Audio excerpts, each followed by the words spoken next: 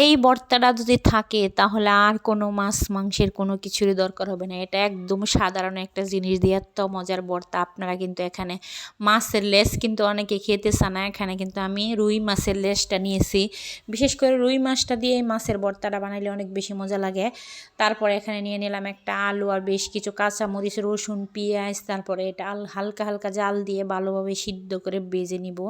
মানে একদম বাছতে বাছতে পুড়ে নেওয়া যাবে না, এটা কিন্তু হালকা হালকা জাল দিয়ে ভেজে নিয়ে তারপরে এটা কিন্তু হালকা করে হলুদ লবণ মাখিয়ে নিয়েছিলাম। তারপরে এখানে বেশ কিছু কাঁচামরিচ দিয়ে দিলাম। তারপরে রসুন, পেঁয়াজ সব একে একে, মানে পেঁয়াজ এখনও বাজি নেই, পেঁয়াজ বাজবো। আর পরে দিয়ে দিব এখানে কিছু ধনে পাতা, সব কিছু একসাথে ভালোভাবে বাইজা নিয়ে এই যে পেঁয়াজ দিয়ে দিলাম বেশ কিছু।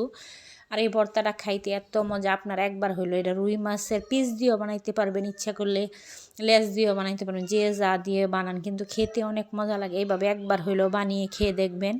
আমি কিন্তু সব সময় বানাই, কারণ লেজটা বিশেষ করে বেশি খাওয়া হয় না, তার জন্য এইভাবে ভর্তা বানিয়ে খেয়ে নিলে কিন্তু গরম গরম ভাতের সাথে ভালো লাগে। আর আজকে আমার ঘরে ওই দইনা পাতা আছে, তাও আমি দিই না, বিলাতি দইনা পাতা বিশেষ করে ভর্তায় অনেক বেশি মজা লাগে, তাই এটা দিয়ে দিলাম। আর এখন বেজে নিলাম শুকনো মরিচও দিব, কাঁচামরিচ, শুকনো মরিচ দুইটাই দিব। আপনারা যে যেমন জাল খাইতে পছন্দ করেন এমনই দিবেন। তারপরে এখানে মাছটা এখন কাটা বিছিয়ে নেওয়ার পালা, যেই তো লেজ অনেক বেশি কাটা থাকে।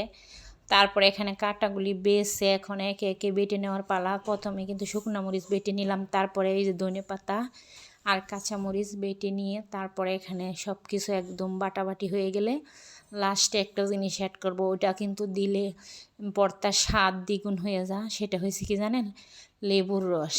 আমি এক ফালা লেবু নিছি, এই লেবুর রসটা কিন্তু লবণ টবণ দেওয়ার পরে লাস্টে দিলে এত মজার একটা ফ্লেভার আর গ্রান অ্যাড হয় যা বলার বাহিরে। আপনারা এভাবে দিয়ে একবার হলো বানিয়ে খেয়ে দেখবেন,